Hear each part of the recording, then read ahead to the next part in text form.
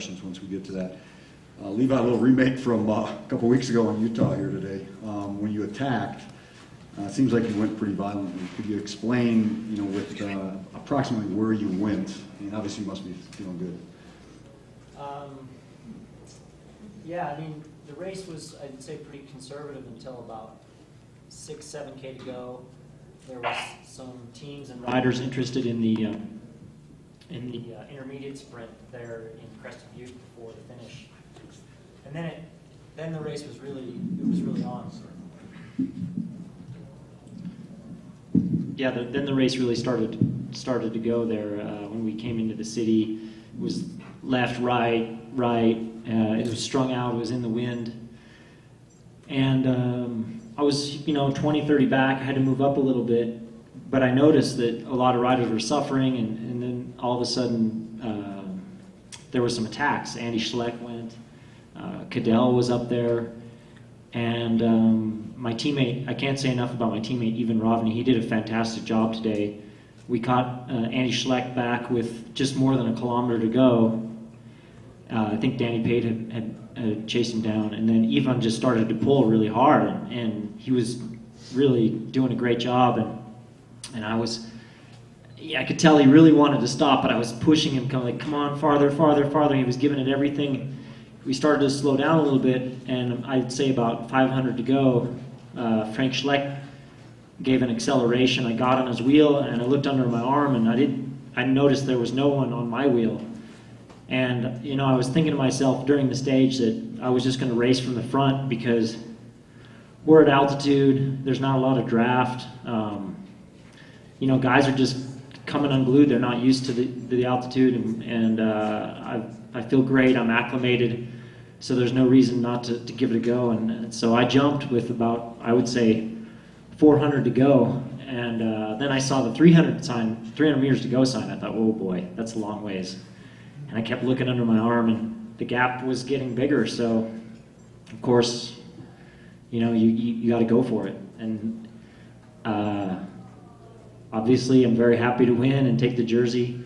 It makes it difficult for my teammates tomorrow, but at the same time, the Tour of Utah is fresh in their minds. They've got that confidence. They know how to do it. They know they've done it, and we're going to give it our best shot tomorrow. It's a really tough day. It's the Queen Stage.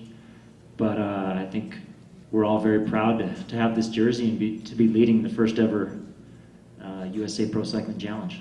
Okay, we got a wireless mic here. Did you feel a headwind coming up?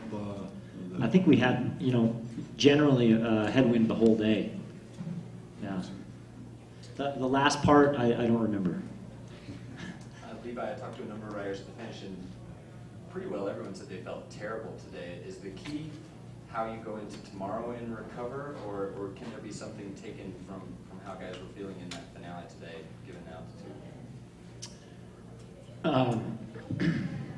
Could you say that again? Yeah, a lot of guys said that they felt absolutely terrible today. Do you chalk that up to form, fitness, etc., or do we need to look at how they go into tomorrow and recover, and tomorrow's a different race, and the altitude guys will begin to shine tomorrow?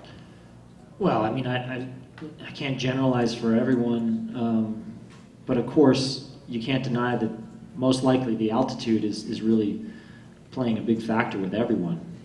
I don't know, Frank Schleck was third today, and I don't think he's been here that long, but then again, it's Frank Schleck.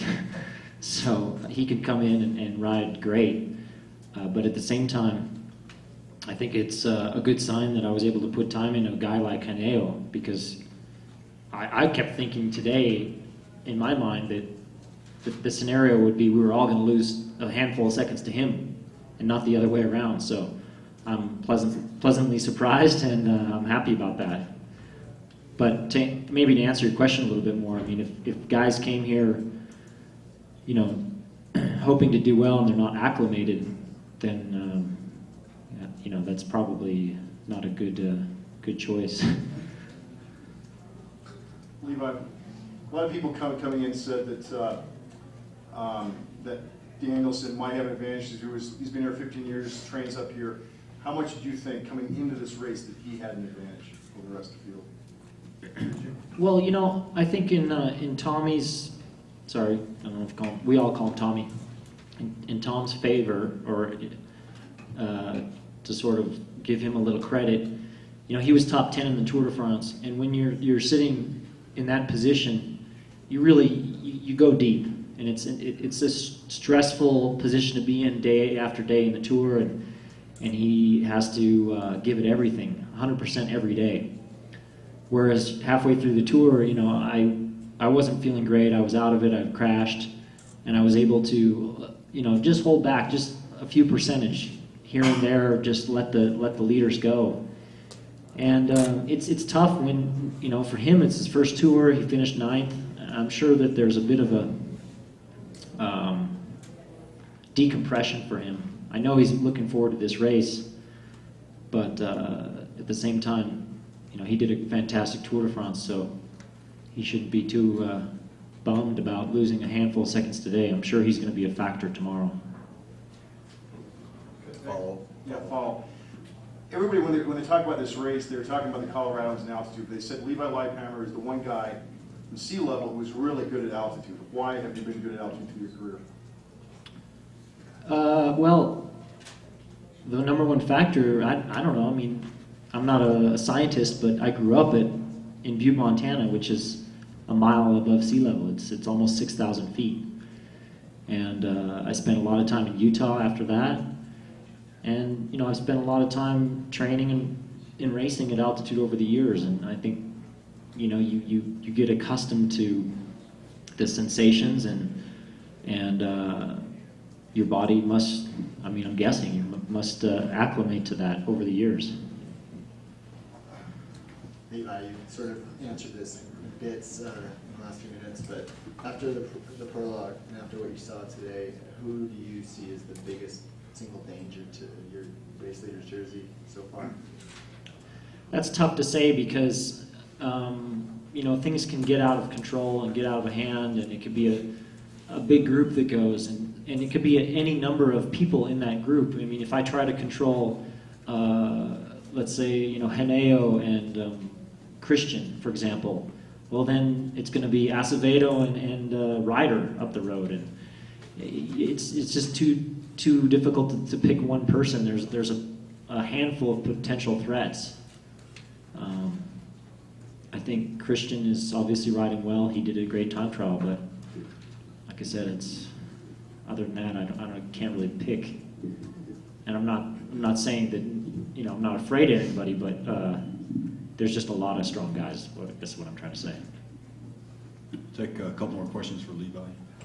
Levi, how good a litmus test was today in terms of what you saw from the rest of your competitors in terms of what lies ahead for the rest of the week? Do you think some of your competitors might get better, or do you think you know who the 4 or 5 guys to watch should be? Oh, I think in any race we do throughout the year, everyone's form is always changing. You know, I, for example, came into Tour of California definitely not at my best, and I was getting better through the race and hit my best in Tour of Switzerland. And so, for example, you know, Frank Schleck, I mean, he was good today, and I think he will only get better because he's had a break since the Tour de France. I don't think he's raced very much. So he's one person I would say who would get better. And then on the same hand, there's always riders who come into a race tired and they get worse. But today was a good litmus test, for sure. Levi, Alan Malik, the Grand Junction Sentinel. Talk about your acclimation to the elevation. You know, coming today, going into tomorrow's Queen Stage. You know, obviously this is a long day today, but tomorrow's a big event. I think a lot determine the outcome. How do you feel? How do you feel physically, and how do you feel about you know, chances after tomorrow? I feel physically. I feel great. I think I'm on, you know, the best form of the year, and but that's not everything. That's only one component into winning a bike race. Tomorrow is going to really come down to the strength of my teammates more than anything, and the strength of my competitors. So there's a lot of things that are out of my control. All I can do is ride to the best of my ability and try to be as smart as possible. Okay, one final question for Levi, and we'll turn it over to Frank and Brad White. One final question, I think was back here. Levi, what do you think races like this in the Tour of California, the new races in the U.S., what do you think they mean for the future of American cycling? That's a The great, young kids coming yeah, up? that's a great question. You know, we've had, I mean, when I was 13 years old, there was 2 races that inspired me to become a bike racer. It was the Tour de France, everybody knows that race. It inspires everyone. But it was also the Coors Classic. And so it's great to be here, you know, 30 years later, well, not quite 30 years, but 25 years later, not that old. 25 years later, and here we are racing in Colorado, going over the same roads that Bernard Hinault and Greg LeMond and Davis Finney and Bob Roll, you know, these guys battled it out in the 80s. And so I see it as a cycle, and I hope that there's another kid 13-year-old out there right now that's watching the race and will be inspired to get on a bike and start riding and have fun, and one day he can ride in the Tour de France and battle with Frank's son. All right, thanks Levi, and congratulations on down in New Jersey here. We'll turn it over now, and Frank, if you could grab that mic, that'd be great. Introduce Frank Schleck, third in today's stage from Leopard Trek, and also Bradley White from Holland, Michigan for United Healthcare.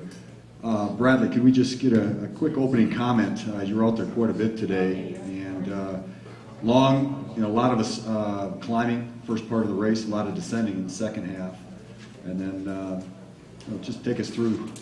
Levi said there's a lot of headwinds as well.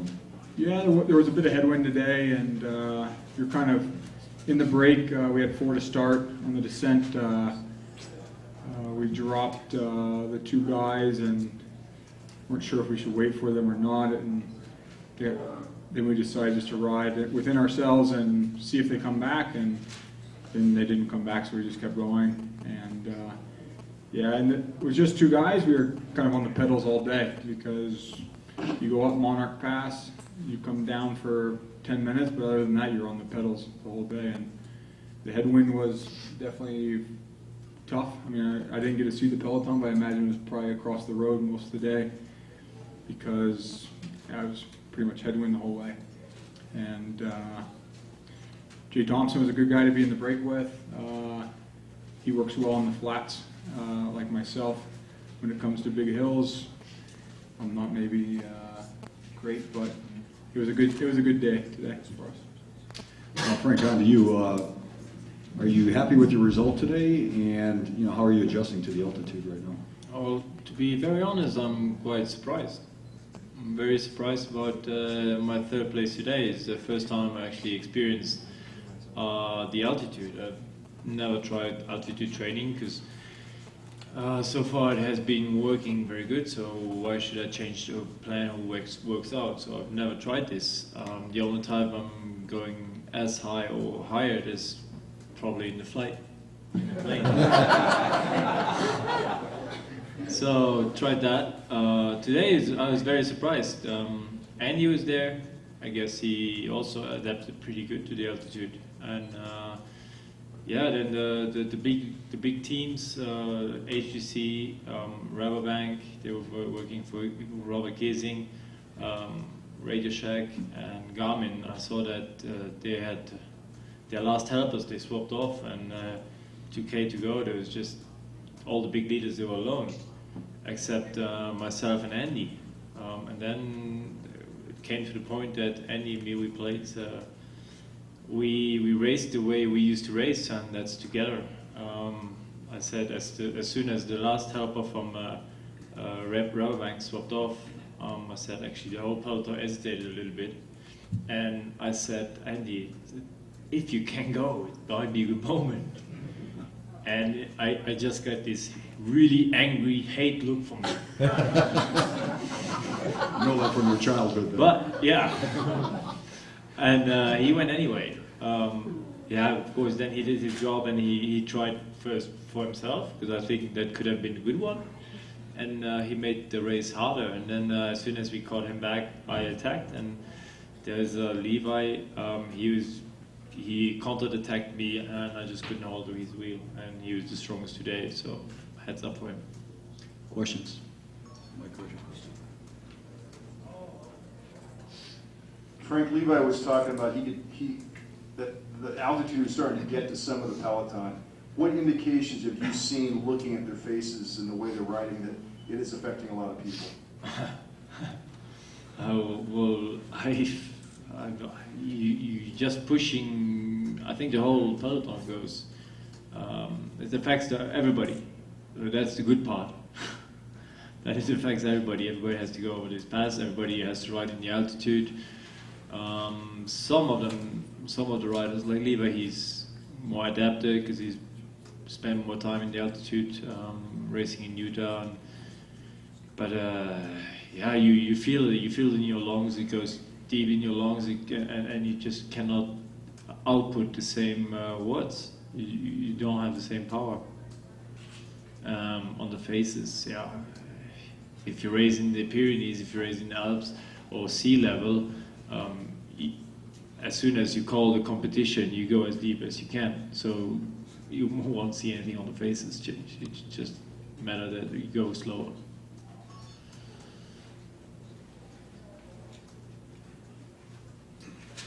Frank, Levi was saying earlier on that he feels that you can probably get a little bit better during the week. Do you feel that way, or do you feel that your form will stay more or less the same? As I said, I'm very, very surprised about my result today, that I actually get along with this altitude. And I think I might be even more motivated. I was very motivated to come to Colorado, to this race, because, as I said before, cycling in America is very, very big. They have a great passion for cycling. And we have a lot of fans in the US, and feeling that support, this is our way to come here and be motivated and show myself and just get this third place today. That's our part to give something back to the American fans. And this race is great organized. I'm very motivated, so yes, I hope my shape is going to get better and that we can do an exciting race. And I hope Levi is right. Brad, two-part question. Today was an important stage for UHC. You had the team sponsor sponsoring the stage. You also have Sutherland potentially as a GC threat. How important was it for you to get in the break? And a day like today is when you make your living particularly. Are you more comfortable in the front of the race like you were today? Depends. I don't mind being in the peloton either, but no, that's one of my jobs is to try and get in the break. And if I'm not in the break, then I ride the front. So either way, I'm going to be in the wind probably. So yeah, it was good for me to get up the road. Takes a little bit of pressure off the team because Rory has some GC ambitions here for sure. And United Healthcare has done a great job helping sponsor this race, sponsor our team, and a lot of good events here in the U.S. And it's good to be in the break and get some TV time for them and thank them for what they do for us. So. That's a question for Frank. Frank, tomorrow is the Queen stage. Ouch. 2 climbs over 12,000 feet. Have you had a chance to ride it? What do you know about it, and how do you expect it to play out? No, I just came 3 days before the race, so you want to recover, and I also I had to spend 1 day out on the rivers too, fly fishing. So no, I didn't have time to ride those climbs because that would just take too much energy out of you. You want to rest and take easy rides to get used to this altitude. So no, of course I heard a lot about this especially the first climb, and then yeah, I guess it's going to be exciting tomorrow. The Queen stage for sure. We're gonna see first big contenders if we haven't seen them today yet. For sure tomorrow will be one of the showdown. Tomorrow and the day after will be the showdown, I think. Brad, what's your, Red, you lived in Colorado for a while. When did you live here? What did you do? Where'd you finish? I moved to Colorado actually because I couldn't get a teaching job in Michigan. So I found a 6th grade teaching position in Littleton, Colorado. Taught for a little while and then started racing my bike. So I started racing a bit late, but always explored the mountains quite a bit here in Colorado. So I know most all these routes. I haven't ridden them all, but I've been on all these roads. I've raced to Aspen once before, but it was on skis from Crested Butte to Aspen. The Elk Mountain Grand Traverse is a race a lot of Crested Butters know about, and we finished, I think, just under 11 hours maybe, so we weren't blazing out there, but really fun race that goes from Crested Butte here over to Aspen, but you take a shortcut, it's about a little under 100K. Are we racing or are we skiing? We skiing and racing, but and I've actually won the 25K Nordic ski race here at the Alley Loop before. So Crested Butte's definitely probably my favorite mountain town here in Colorado. I moved back to Holland, Michigan because my wife and I had our first child about 2 years ago. And being on the road a bit, it's nice to have the family support for her. Her family's from there. And then we just actually had our second child on Friday. So, yeah, thank you. So I was able to do the Tour of Utah, but after Utah I didn't have great recovery. I went a red-eye flight home after Tour of Utah. 2 or 3 days at home, 2 or 3 days in the hospital, and then the next morning did the national criterium, got stitches in my arm, and then flew out here. So it hasn't been the ideal lead up to Colorado, but I'm here nonetheless and looking forward to the rest of it. When you moved out to Littleton? I moved out to Littleton in 2005, You moved back when? 2010. And what school in Littleton did you teach at? Front Range Christian Schools. Okay, we'll take one more question, and as he will all week, Sean Hunter from the USA Pro Cycling Challenge, the CEO and co-chairman, is available afterwards for any questions. So he will be available with us and make himself available if needed. Final question. This is for Brad. How do you feel this race, what do you feel this race brings to Colorado and the cycling here in the state of Colorado, being from Colorado at some point? Yeah. There's been some other great tours here in the U.S. Like Levi said, big races like this in the U.S. definitely help grow the sport of cycling and maybe the future of cycling here in the U.S.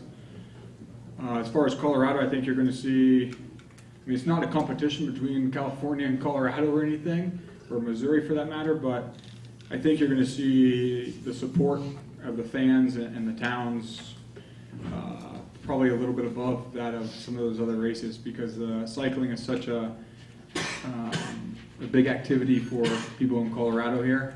Just the outdoors in general are, and I think you're going to see really, as we get closer to the end as well, closer to Denver, I think you're going to see some really big crowds. I mean, you're in Crested Butte right now, which is a beautiful town, but it's not easy to get to. It's very difficult to get here, and the fans were amazing out there. So I think it's going to really help the sport of cycling here in the U.S. and in Colorado. All right, thank you, gentlemen. I know we got a long day tomorrow, so we really appreciate your time coming up. Sorry.